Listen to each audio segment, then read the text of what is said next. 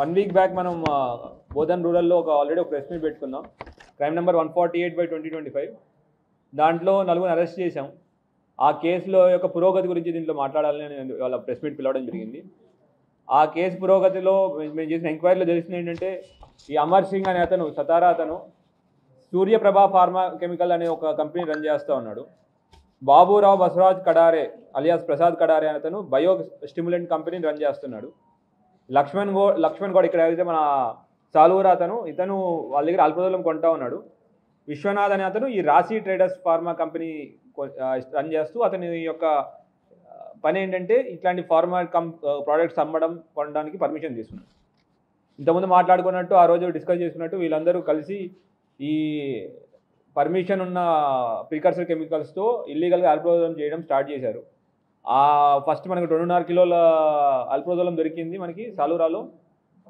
దాని గురించి మన ఇన్స్పెక్టర్ మన ఏసీపీ బోధన్ శ్రీనివాస్ గారి ఆధ్వర్యంలో ఆయన యొక్క సూపర్విజన్లో ఇన్స్పెక్టర్ బోధన్ రూరల్ విజయ్ గారు, తర్వాత ఎస్ఐలు Machinder, Vamshi Edapally SI and Bodhan rural SI, తర్వాత మన పీసీలు విశాల్ మన హెడ్ కానిస్టేబుల్ కిషన్, పీసీలో విశాల్, స్వాస్తిక్, మహాదేవ్, జగదీష్, తర్వాత ఉమెన్ పీసీ ఈ శ్రీమ్రాన్, వీళ్ళందరూ కలిసి ఎక్కడైతే మ్యానుఫ్యాక్చరింగ్ ఉందో వాళ్ళు జ్యుడిషియల్ కస్టడీ తీసుకుని మ్యానుఫ్యాక్చరింగ్ ప్లాంట్కి వెళ్ళడం జరిగింది.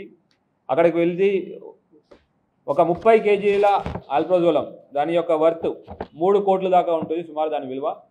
అంత విలువ గల అల్ప్రోజోలంని వాళ్ళు సీజ్ చేయడం జరిగింది. అది ఉమేగ్రా టు షోలాపూర్ నేషనల్ హైవే మధ్యలో ఒక ప్లాంట్లో వాళ్ళు దాచిపెట్టడం జరిగింది. అట్లానే ఒక 12 లక్షల క్యాష్ కూడా సీజ్ చేశారు.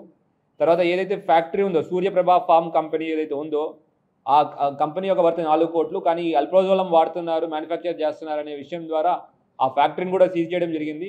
ఆ 4 కోట్ల ఫ్యాక్టరీని కూడా సీజ్ చేసాం.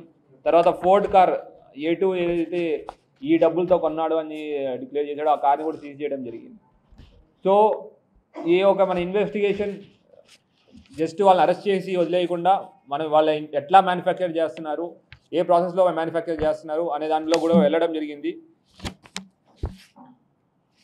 వాడు పారాక్లోరో నైట్రోబెంజీన్ అనే ఒక నార్మల్ అగ్రికల్చరల్ ప్రోడక్ట్ ఏదైతే ఉందో, ఏదైతే మన కెమికల్స్ మన ఫర్టిలైజర్స్ వాడతారో దాని నుంచి ఈ డిఫరెంట్ ప్రాసెస్ ద్వారా 4-5 స్టెప్స్లో అల్ప్రోజోలం అనే ఒక నిషేధిత NDPS ప్రోడక్ట్ని మ్యానుఫ్యాక్చర్ చేసి ఇక్కడ పేదవాళ్ళకి కళ్ళులో కలిపించి వాళ్ళని ఇట్లాగా ఈ మత్తు పదార్థాలకి బానిసలు చేస్తున్నారు. సో ఇటువంటి వారిని ఎట్టి పరిస్థితుల్లో మనం ఉపేక్షించేది ఉండదు. మన డ్రగ్ ఫ్రీ తెలంగాణ కోసం మన గవర్నమెంట్ చాలా కష్టపడుతూ ఉంది. పోలీసులు, టీనాబ్, డిఫరెంట్ వింగ్స్ చాలా కష్టపడుతున్నాయి. అండ్ ఒక ఇన్ఫర్మేషన్ని సోర్స్ టు కన్జ్యూమర్ అనేది ఎండ్ టు ఎండ్ యొక్క బేసిస్లో ఇన్వెస్టిగేషన్ చేస్తున్నాం. పట్టుకొని వదిలేయకుండా, వాళ్ళు మనకి అల్ప్రోజోలం దొరికిందని వదిలేయకుండా మన టీజీనాబ్ యొక్క టెక్నికల్ ఇన్పుట్, వాళ్ళ యొక్క కంటిన్యూస్ గైడెన్స్తో మనం ఎక్కడైతే మ్యానుఫ్యాక్చర్ చేస్తున్నారో, ఎవరు చేస్తున్నారో, ఎలా చేస్తున్నారో అనే పద్ధతుల దాకా అక్కడికి వెళ్ళి ఆ కంపెనీలు సీజ్ చేయడం కూడా జరుగుతూ ఉంది. సో మన ప్రజలందరికీ మన మీడియా మిత్రుల ద్వారా ఒక విజ్ఞప్తి, మీ ఏరియాలో ఎక్కడైనా గాంజా కానీ ఎటువంటి డ్రగ్స్ కానీ అమ్ముతున్న ఇన్ఫర్మేషన్ కానీ లేదంటే కన్జ్యూమ్ చేస్తున్నట్టు ఇన్ఫర్మేషన్ ఉన్నా మాకు ఇన్ఫర్మేషన్ పాస్ ఆన్ చేయాల్సి కోరుకుంటున్నాం. అట్లానే ఈ కన్జ్యూమర్స్ గురిగా మా యొక్క ఎయిమ్ వాళ్ళని హరాస్ చేయడం కాదు. దాని గురించి మేము డిస్ట్రిక్ట్ జడ్జి గారితో కూడా మాట్లాడడం జరిగింది. వాళ్ళు కూడా దీనికి సానుకూలంగా స్పందించారు. విక్టిమ్స్ ఎవరైతే ఉన్నారో, ఇట్లా కన్జ్యూమర్స్ ఉన్నారో వాళ్ళకి డీఅడిక్షన్ సెంటర్ ఇస్తే వాళ్ళకి ఎటువంటి శిక్ష ఉండకుండా మేడం 64A NDPS యాక్ట్లో ఒక వెసులుబాటు ఉంది అని మేడం గారు కూడా చెప్పి దాని గురించి డిస్కషన్ కూడా చేయడం జరిగింది.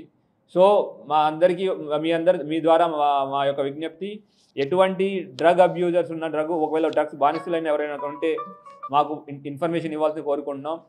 వాళ్ళని మార్చి మళ్ళీ మెయిన్ స్ట్రీమ్ సొసైటీలో తీసుకురావడానికి మాకు ప్రయత్నం చేస్తాం.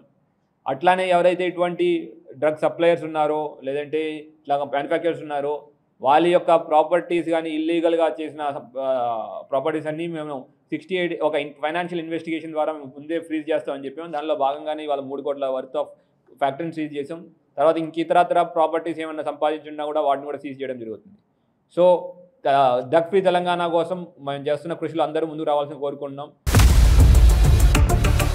ఇండియా పాకిస్తాన్ తాజా అప్డేట్స్ కోసం డౌన్లోడ్ చేసుకోండి RTV లైవ్ యాప్.